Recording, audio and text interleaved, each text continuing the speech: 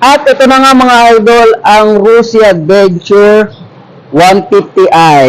Yan, napakasolid oh. Yan, ikutan muna natin ang buong likod. So, shoutout nga pala sa ating kasama, si JR Maramba. Dito tayo sa Santa Cruz, Zambales. At ito na nga na features natin yung bago na adventure scooter ng Rusi. Isang mapagpalang araw mga idol. At welcome na naman sa isang episode ng Moto Features. At ang ibibida natin na motor ngayon ay si Rusi Adventure X 150i. Gaano nga ba ito kasulit at kaganda? Alamin natin yan sa video na to. Welcome to Haji Moto Vlogs. Let's go!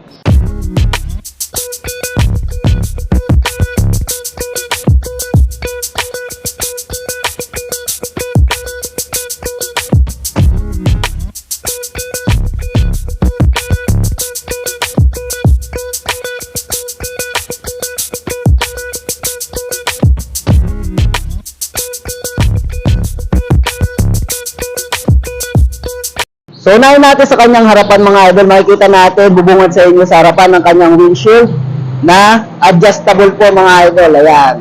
Yan o, adjustable. Ito yung adjuster niya.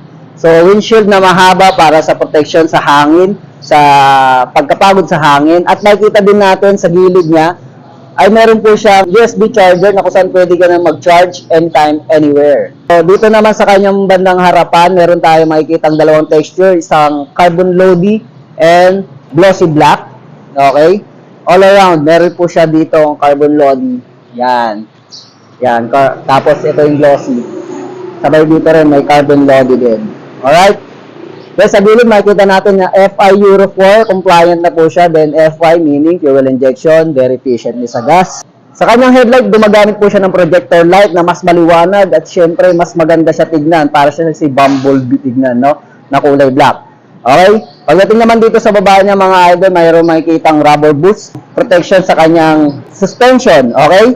So, ang suspension niya, gumagamit po siya ng telescopic fork. Okay? Disc brake naman para sa braking system. Tapos, ang nagdadaan nito, CBS na po siya mga idol. Combi brake system na po siya. Max po ang ginamit niya na may sukat na gulong na 110/80-14. Tapos, ang ganda ng mags niya, yung kulay ng mags niya. Tapos, tubeless po siya mga idol. Sa bandang gilid, meron po siyang reflector. Sa kanyang gilid, makikita natin ang kanyang signal lights, mga idol, na mayroon siyang stand. Tapos, ito yung flexible para just in case na, hindi basta-basta na babali. Okay? LED na po siya. Okay, dito naman tayo sa bandang likuran, mga idol. Malapad na tail light ang bubungad sa inyo, mga idol. Tapos, ang ganda ng kanyang, tail light niya. So, parang mayroon siyang daytime running light. Okay, yung steady light niya. Tapos yung pinaka-brake light niya. Tapos signal lights din, parehas lang din sa unahan. So LED po. Tapos reflector po para sa dagdag safe. Tapos malapad na fender. Okay, suspension naman ito, gumagamit po siya ng dual shock absorber. Disc brake din po para sa kanyang braking system. Max po ang ginamit niya na may sukat na gulong na 130/70/13. Okay, mas maliit lang ng bahagya sa harapan. Tubeless po. Then makikita naman natin yung gulong niya, no? So, sobrang solid ng kanyang spikes dito, pang off-road din talaga. Okay, dito naman sa bandang gilid mga idol, no? So, makikita natin ang kanyang radiator doon. So, ito nga pala ay watercooled. 4 valves na mga idol, no? Solid. 4 valves na. So, sa hatakan, hindi ka na mabibitin, no? 4 na balbula ng gamit nito. Okay? Tapos, makikita natin, carbon lodi ang takip niya sa kanyang muffler. Tapos, ito, merong dalawang texture, isang silver, and high temperature na black. Alright? Then, makikita natin sa mga fairings nito, ang kanyang Adventure X, napaganda, solid, may honeycomb, may pa-honeycomb pa, then 150i. Dito naman sa kanyang footrest, mga idol, yan. Yung footrest niya, meron po siya ang ganda. Kala mo stock, parang aftermarket, nabibili sa Shopee. So, hindi mo na kailangan pa-formahin, pormadong-pormado na yung mating niya. Tapos, dito naman sa kanyang footrest, ayan, pag wala kang kangkas, parang kasama niya na sa fairings niya, no? Ang ganda, parang metallic siya, no? Tapos, makikita mo, yan, naka-pop up yung kanyang pillion. Maganda, solid, malapad. Ayos. Dito sa kabilang gilid, again, yung sticker, kung ano nakita niyo sa kabila is meron din sa kabila, ganun din. So, pillion po 3. Tapos, ito kanyang side stand. Okay? So, nandito yung kanyang airbox, then crankcase. So, ang kagandahan dito mga idol, wala po siyang kickstarter. Sigurado is, ang kagandahan nito, parang gumagamit din siya ng SMG or ACG, parang sa Honda and Yamaha. So, solid na solid ang current system nito. Okay? So, akit naman tayo sa bandang itaas, mga idol, no? So, makikita natin, unahin natin dito sa kanyang panel na TFT na, tapos with blue na screen, no? Okay, solid. Tapos, meron siyang dalawang selector, which means adjust and select. Okay? So, napaka-forma na ng kanyang panel dito sa kanyang Adventure X. Ano naman, handlebar naman mga idol, napakahaba. So, required talaga sa mga adventure type motorcycle na ganito is mahaba para mas magandang steering. Okay, mas maganda yung steering niya. Button switches naman tayo mga idol. Unahin natin dito na merong high and low. Meron po siyang pass switch. Meron po siyang signal lights button, then horn. As pagdating naman dito sa kabila is meron po siyang kill switch.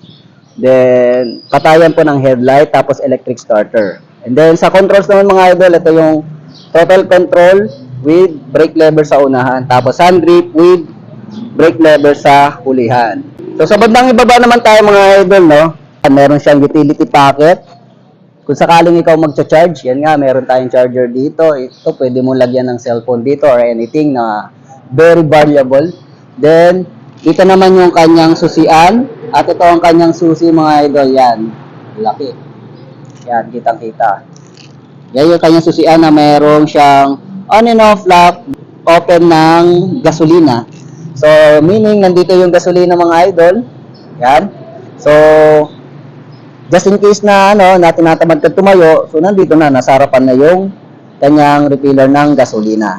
So, po naman is napakalapad. Check. Ayan o. Ito, hindi ko alam kung purpose nito, pero alam ko, stopper to ng Eco sa Yag Balls, no? Ayos to, meron siyang pa-stopper. Okay? Pero yung gamit niya dito na na cover is synthetic leather, tapos hindi siya kalmot po sa traction. Yan. Tapos malapad na upuan ng bubungat sa inyo, 2, 3, pwede, no? Yun, pagdating naman sa kanyang compartment mga idol, malaki, malawak, kasyang-kasya isang sala set, isang TV, yun pa, rep, basta tinutupi. So, goods na goods daw mga idol, ang laki. Then, dito yung yata, yung mga relays. Yan, sabi niya dito, OBD fuse relay. Ito nga yun. Pansinin ko na rin dito, yung spring niya dito, hindi agad-agad siya, okay, na tutumba, no? So, kailangan natin puwersahin. Alright? Ang ganda o. Ayan o. So, puwersahin mo. Alright. So, makikita natin na mayroon po siyang rubber dito para sa papers. Okay? Lisensya. Kahit ano. Okay, pag-usapan naman natin ang kanyang seat height mga idol. I'm 5'4" in height. At katulad ng mga malilit na tao, at itong motor na to ay tingnan natin kung kayang-kaya ng 5'4" in height pababa ang motor na ito, okay? So, nakupo na ako dito kay Adventure X. Dito nasa position ko, nasa bandang harapan na ako kasi masyadong malaki at malapad yung kanyang upuan. So, kung may kalitan ka, ay medyo tingkayod talaga, no? Makikita nyo tingkayod yung aking paa. Pero pagdating naman sa siguro riding na, pagdating sa arangkadaan na, magaan na to. Kaya, napakagandang i-handle kasi mahaba yung handlebar niya mga idol.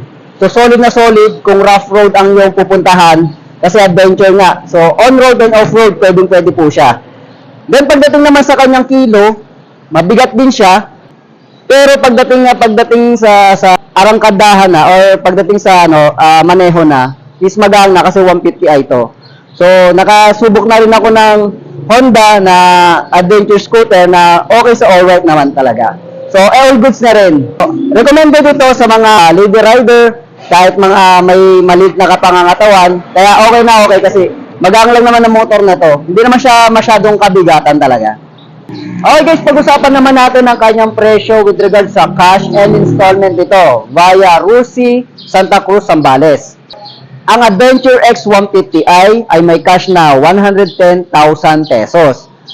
Pagdating naman sa installment, meron po siyang down payment na 10,000 pesos. Ang monthly naman nito ay meron 3 years contract na 4,495. Meron siyang 2 years na 6,035 pesos and 1 year 10,660 pesos. At meron pare-parehas na rebate na 300 pesos. At ayun na nga mga idol. At para sa inyo, kung ikaw ang tatanungin, sulit nga ba itong Adventure X ni Rusi o hindi?